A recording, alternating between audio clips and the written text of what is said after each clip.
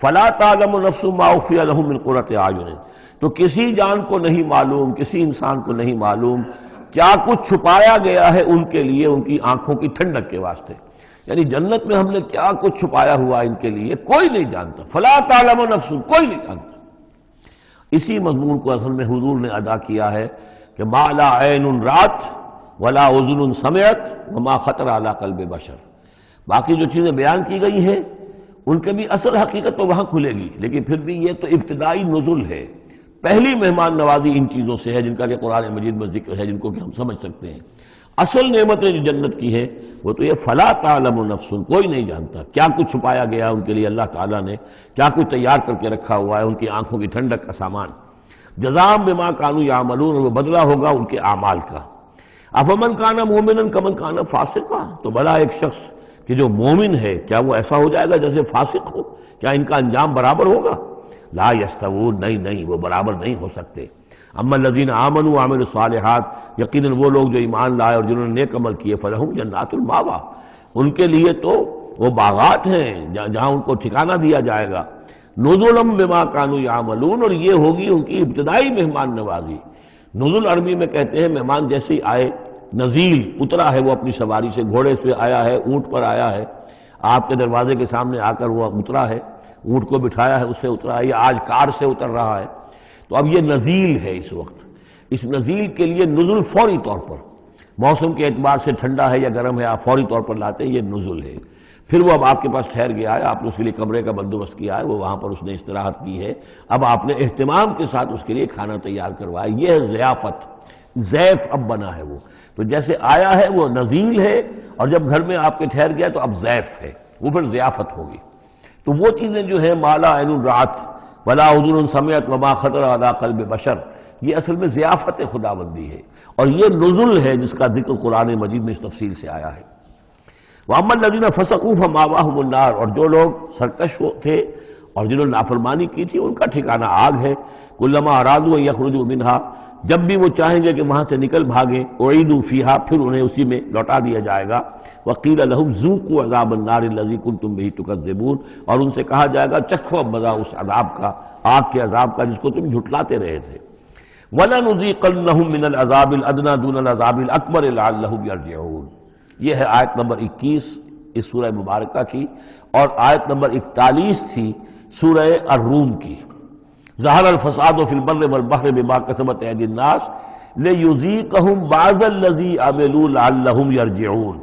ہم لوگوں کے کرتوتوں کے کچھ اعمال کی سزا دنیا میں دے دیتے ہیں، شاید کہ یہ جاگ جائیں، ہوش میں آ جائیں اور یہ لوٹ آئیں، پلٹ آئیں، توبہ کریں۔ یہاں فرمایا ہم لازماً انہیں چکھائیں گے مزہ چھوٹے عذاب کا، ادنا، عذاب الادنا، دون العذاب الاکبر، اس بڑے عذاب سے پہلے پہلے، لعلہم یرجعون، شاید کہ یہ جاگ جائیں، شاید کہ ہوش میں آ جائیں، شاید کہ لوٹ جائیں، شاید کہ توبہ کریں۔ یہ بات جو ہے آ چکی ہے کہ رسول جب بھی بھیجے جاتے تھے تو اللہ تعالیٰ کی طرف سے اس قسم کی تنبیہات کا سلسلہ آتا تھا تاکہ لوگ بیدار ہیں۔ وَمَنْ أَظْلَمُ مِمَّنْ ذُكِّرَ بِآيَاتِ رَبِّهِ ثُمَّ أَعْرَضَ عَنْهَا، اس سے بڑھ کر ظالم کون ہوگا جس کو نصیحت کی گئی اب اس کے رب کی آیات کے حوالے سے پھر بھی اس نے اعراض کیا۔ یعنی ایک تو نصیحت کوئی کر رہا ہے، وہ اپنا جو فلسفہ بھگار رہا ہے یا کوئی اپنی عقل لڑا رہا ہے، اپنی منطق لڑا رہا ہے، ایک یہ کہ اللہ کی آیات کے ذریعے سے تذکیر کر رہا ہے، پھر بھی اس سے اعراض کرے۔ ثم اعرض عنها انا من المجرمین منتقمون، ایسے مجرموں سے تو ہم انتقام لے کر رہیں گے۔ وَلَقَدْ آتَيْنَا مُوسَى الْكِتَابَ فَلَا تَكُنْ فِي مِرْيَةٍ مِّن لِقَائِهِ، اور ہم نے موسیٰ کو کتاب دی تھی، اور یہ جملہ متردہ بیچ میں آیا ہے کہ اے نبی آپ بالکل شک میں نہ رہیے اس کی ملنے سے یا اس کی ملاقات کے۔ اس کا ایک ترجمہ یہ کیا گیا ہے کہ شب معراج میں حضرت موسیٰ سے بھی حضور کی ملاقات ہوئی تھی، تو اس کی طرف اشارہ ہے کہ آپ کی جو ملاقات ہوئی تھی وہ موسیٰ ہی سے ہوئی تھی، اس میں کوئی شک نہ کیجیے۔ لیکن زیادہ جو قرین قیاس ہے، جو سیاق و سباق کے ساتھ مناسبت رکھتا ہے وہ یہ ہے، تو اے نبی آپ بالکل کوئی شک نہ رکھیں اس بات میں کہ جو کتاب موسیٰ کو دی گئی تھی وہ واقعتاً اللہ کی طرف سے تھی، کتاب کا ملنا اللہ کی طرف سے تھا، اور اس قرآن کا ملنا جو آپ کو ملی ہے یہ بھی اللہ کی طرف سے ہے۔ اور حضور سے خطاب کرتے ہوئے بھی در حقیقت یہاں پر روح سخن جو ہے وہ لوگوں سے ہے کہ تم کوئی شک نہ کرو کہ تورات اللہ نے ہی دی تھی حضرت موسیٰ کو، اور قرآن اللہ ہی نے دیا ہے محمد کو صلی اللہ علیہ وسلم۔ وَجَعَلْنَاهُ هُدًى لِبَنِي إِسْرَائِيلَ، اور اس کو ہم نے ٹھہرایا تھا، بنا دیا تھا ہدایت، رہنمائی بنی اسرائیل کے لیے۔ وجعلنا منہم ائمۃ یہدون بامرنا لما صبروا، اور ان میں سے پھر ہم نے ایسے امام اٹھائے، پیشوا اٹھائے، رہنما اٹھائے کہ جو لوگوں کو ہمارے حکم سے وہ ہدایت کرتے تھے، رہنمائی کرتے تھے، تورات کی تعلیم کرتے تھے، تورات کو سمجھاتے تھے، نیکی کا حکم دیتے تھے، امر بالمعروف و نہی عن المنکر کرتے تھے، لما صبروا۔ لیکن یہ کام وہ کر سکتے تھے جب خود صبر کی روش اختیار کر لیں۔ اگر آدمی اپنی تمام توانائیاں اور قوتیں زیادہ سے زیادہ عیش، زیادہ سے زیادہ دولت جمع کرنے پر کرے گا تو وقت کہاں سے لائے گا ان کاموں کے لیے؟ اور اس کام کے لیے تو ظاہر بات ہے آپ کو بدی پر کسی کو روکنا ہے، ٹوکنا ہے، نہیں منکر کرنا ہے تو کوئی صبر بھی کرنا پڑے گا، کوئی مصیبت بھی آئے گی، کوئی تکلیف بھی آئے گی، کوئی آپ کو ستائے گا بھی، گالیاں دے گا، اور اگر حکومت کے خلاف آپ نے کوئی بات کہی ہے تو حکومت آپ کو سزا دے گی۔ لہذا صبر کے بغیر یہ کام نہیں ہوتے۔ وَجَعَلْنَا مِنْهُمْ أَئِمَّةً يَهْدُونَ بِأَمْرِنَا، اب ہر شخص کے ہم میں سے یہ خواہش پیدا ہونی چاہیے کہ اللہ تعالیٰ ہمیں بھی، اگر بنی اسرائیل میں سے اللہ تعالیٰ نے بہت سے لوگ ایسے اٹھا دیے جن کی یہ تعریف کی جا رہی ہے، جعلنا منہم ائمۃ یہدون بامرنا لما صبروا، اللہ تعالیٰ ہمیں توفیق دے کہ ہم بھی اس امت مسلمہ میں اسی کام کے کرنے والے بن جائیں، تاکہ لوگوں کو خیر کی طرف بلائیں، حق کی طرف دعوت دیں، لیکن اس کے لیے اپنے لیے صبر اختیار کرنا ضروری ہے۔ کم سے کم اپنا جو ہے اسٹینڈرڈ آف لیونگ رکھیں، تاکہ یہ کہ ہم اپنا وقت سپیئر کر سکیں، جس کو تبلیغی بھائی کہتے ہیں تفریغ الاوقات، اوقات فارغ نہیں کریں گے اپنے، سارا وقت تو لگا ہوا ہے آپ پیسہ کمانے میں، اس لیے کہ اس کے ایک خاص قسم کا معیار زندگی بنا لیا ہے، اور اس کو مینٹین کرنے کے لیے اب جتنا کچھ آپ کو چاہیے، اب دن رات ایک کریں گے تو آپ اپنے اس معیار زندگی کو مینٹین کر سکتے ہیں۔ گویا کہ اب ہم اس معیار زندگی کو پوج رہے ہیں، ہمارے پاس اب وقت ہی نہیں ہے، صلاحیت کہاں لگائیں، کس وقت میں لگائیں، کیا کام کریں۔ لیکن صبر کی روش ہوگی اور پھر قرآن مجید کے ساتھ وہ تعلق ہوگا تو پھر انشاءاللہ تعالیٰ اللہ تعالیٰ نے انسان میں بڑی صلاحیتیں رکھی ہیں، بڑی قوتیں رکھی ہیں، مسجود ملائک بنایا ہے، اللہ کے کریشن کا کلائمیکس ہے یہ، تو اللہ تعالیٰ کی یوں سمجھیے کہ تخلیق کا نقطۂ عروج ہے، تو اس کے اندر صلاحیتیں ہیں۔ آدمی ارادہ کر لے، ہمت کرے، فیصلہ کر لے تو پھر یہ کہ اللہ تعالیٰ جو ہے اس کے لیے راستے کھول دیتا ہے۔ وَجَعَلْنَا مِنْهُمْ أَئِمَّةً يَهْدُونَ بِأَمْرِنَا لَمَّا صَبَرُوا وَكَانُوا بِآيَاتِنَا يُوقِنُونَ، ایک تو یہ کہ صبر کریں اور ہماری آیات کے اوپر پورا یقین ہو۔ إِنَّ رَبَّكَ هُوَ يَفْصِلُ بَيْنَهُمْ يَوْمَ الْقِيَامَةِ فِيمَا كَانُوا فِيهِ يَخْتَلِفُونَ، یقیناً آپ کا رب فیصلہ کرے گا ان کے مابین قیامت کے دن ان تمام چیزوں میں جن میں یہ اختلاف کر رہے تھے۔ أَوَلَمْ يَهْدِ لَهُمْ كَمَا أَهْلَكْنَا مِنْ قَبْلِهِمْ مِنَ الْقُرُونِ يَمْشُونَ فِي مَسَاكِنِهِمْ، کیا ان کے لیے یہ بات کافی نہیں ہوئی ان کی رہنمائی کے لیے، ان کو سبق دکھانے کے لیے کہ ان سے پہلے ہم نے کتنی ہی بستیوں کو اور کتنی ہی نسلوں کو جو ہے ہلاک کیا ہے،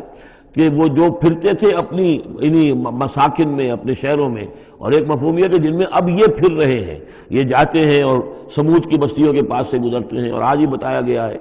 کہ اخبار میں وہ خبر آئی ہے کہ کوئی برطانوی سیاست جو ہے وہ محققین، انہوں نے وہ ڈیڈ سی میں اس کے ساحل کے ساتھ ہی اور پانی کے نیچے وہ آثار موجود ہیں اس شہر کے کہ جس کی طرف حضرت لوط علیہ السلام کو بھیجا گیا تھا۔ تو خبر میں یہ ہے کہ قرآن اور تورات کی جو بات ہے اس کی تصدیق ہو گئی ہے، لیکن وہ بستی جو ہے میرا بھی پہلے بھی میرا گمان یہی تھا کہ وہ جو ہے اصل میں سمندر کے اندر آ چکی ہے، اور شاید اسی لیے ڈیڈ سی اس کا نام ہو کہ پورے شہر جو ہیں بڑے ہوئے وہ اس کے اندر دھنس گئے ہیں، اور گویا کہ سب کے سب اسی کے اندر جو ہے ان کی قبر بن گئی ہے، وہ پانی کی قبر کے اندر وہ دفن ہوئے ہیں۔ بہرحال یہ تمام چیزیں جو ہیں تم پھرتے ہو، آتے ہو، جاتے ہو، انہی لوگوں کے مساکن کے اندر تم پھر رہے ہو۔ ان فی ذلک لآیات فلا یسمعون، اس میں یقیناً نشانیاں ہیں تو کیا تم عقل سے کام نہیں لیتے، سنتے نہیں ہو۔ اولم یروا انا نسوق الماء الی الارض الجرز، کیا انہوں نے دیکھا نہیں کہ ہم پانی کو ہانک کر لے جاتے ہیں ایک ایسی زمین کی طرف جو چٹیل پڑی ہے، بے آب و گیا ہے، فنخرج به زرعا تاکل منه انعامهم وانفسهم، پھر ہم اس کے ذریعے سے اس پانی میں کھیتی اگا دیتے ہیں کہ جس میں سے کھاتے ہیں ان کے مویشی بھی اور خود یہ بھی۔ افلا یبصرون، تو کیا یہ دیکھتے نہیں ہیں؟ وَيَقُولُونَ مَتَىٰ هَٰذَا الْفَتْحُ إِن كُنتُمْ صَادِقِينَ، اور وہ یہ کہتے ہیں کب ہوگا یہ فیصلہ، اگر تم سچے ہو تو بتاؤ اے مسلمانوں، یہ قیامت یا عذاب یہ کب آئے گا؟